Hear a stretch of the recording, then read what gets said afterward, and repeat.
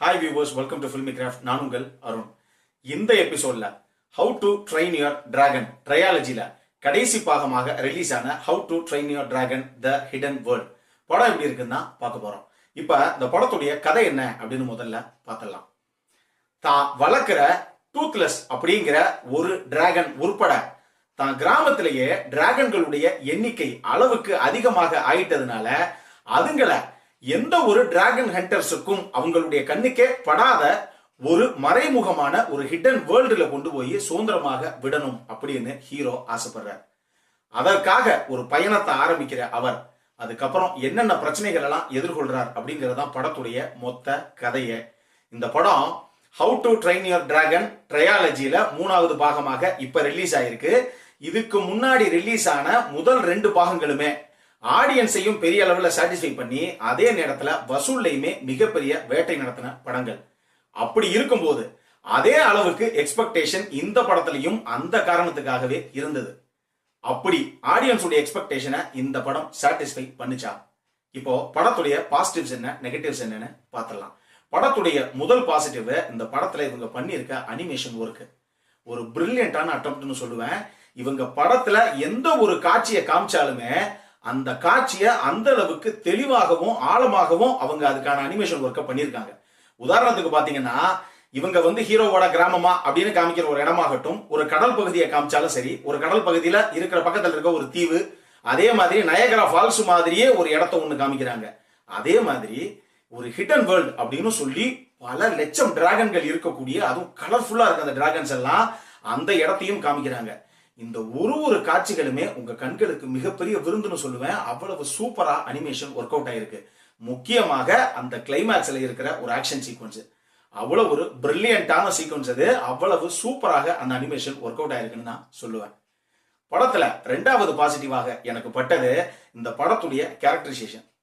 பொதுவாகவே how to Train Your dragon இந்த ட்ரையாலஜியை மொத்தமா எடுத்துக்கிட்டீங்கன்னாவே எல்லா பாகத்திலையுமே நம்ம ஹீரோ ஹிக்கப் ஆகட்டும், அதே மாதிரி அந்த டூத்லெஸ்ங்கிற அந்த டிராகன் ஆகட்டும், இவங்க 2 பேர்த்துக்கும் நடுவுல இருக்கிற அந்த கெமிஸ்ட்ரி இருக்கு பாருங்க, அதுதான் ஆடியன்ஸை பெரிய அளவுல இம்ப்ரெஸ் பண்ணுச்சு முதல் 2 பார்ட்லயும்.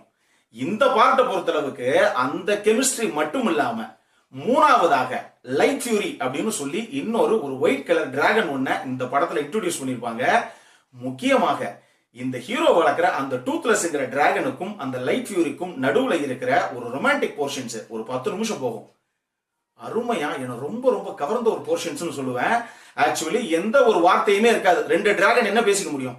சோ வார்த்தையே இல்லாம வெறும் முக பாவனைகளாலையும் பின்னணி இசையாலையுமே மட்டும் அந்த சீனை தெரிக்க விடுப்பாங்க தியேட்டர்ல. எனக்கு பார்க்கும்போது அந்த அளவுக்கு ரொம்ப பிடிச்ச ஒரு சீன்ஸ் இந்த படத்திலேயே அந்த 10 நிமிஷம் நான் சொல்லுவேன். அவ்வளவு ஒரு அற்புதமான ஒரு சீன் அது. அதே மாதிரி இந்த படத்துடைய 3வது பாசிட்டிவ் இந்த படத்துடைய மியூசிக். அது ரொமான்டிக் போர்ஷன்ஸ் ஆகட்டும், ஆக்ஷன் சீக்வன்ஸ் ஆகட்டும், எல்லாத்துலயும் பிஜிஎம் வேற லெவல்ல ஒர்க் அவுட் ஆயிருக்கு. 4வதாக இந்த படத்துல என்ன ரொம்ப இம்ப்ரெஸ் பண்ண விஷயம் இந்த படத்துடைய கிளைமேக்ஸ். ஏன்னா இது ஒரு ட்ரையாலஜி, அதுவும் இந்த படம் ஒரு கடைசி பாகம். இதோட இதுக்கப்புறம் இது சம்பந்தப்பட்ட படங்கள் எதுவுமே இந்த சீக்வல்ல வராது. அப்படி இருக்கும்போது கடைசியாக இந்த கதையை முடிக்கும் போது எப்படி முடிப்பாங்க அப்படிங்கிற ஒரு எதிர்பார்ப்பு எனக்கு இருந்தது. அதை அவ்வளவு அற்புதமாக மனசை ரொம்ப நெகிழ வைக்கக்கூடிய விதத்துல இந்த கிளைமேக்ஸ் கொடுத்திருக்காங்க. இன்னும் ரொம்பவே இம்ப்ரெஸ் பண்ணுச்சுன்னு நான் சொல்லுவேன். இப்போ இந்த படத்துடைய நெகட்டிவ்ஸ் என்ன அப்படின்னு நம்ம பார்த்தலாம். இந்த படத்தை பொறுத்தளவுக்கு நெகட்டிவ்ஸ் அப்படின்னு சொல்றதுக்கு எதுவும் கிடையாதுங்க. இது என்னுடைய பர்சனல் ஒப்பீனியன். ஏன்னா இந்த படத்துக்கு போறதுக்கு முன்னாடி How to Train Your Dragon first பார்ட்டும் சரி, செகண்ட் பார்ட்டும் சரி நான் எப்பவோ பார்த்துட்டேன். அதனால எனக்கு இந்த படத்துல இப்படி கதாபாத்திரங்கள் தான் இருக்கும், இந்த கதை இந்த அளவுக்கு தான் மூவ் ஆகும், இதனுடைய அந்த ஃபாஸ்ட்னஸ் எந்த அளவுக்கு ஸ்லோ பேஸா ஃபாஸ்ட் பேஸா கதை இருக்குமாங்கிறது எனக்கு முதல்லயே தெரியும்.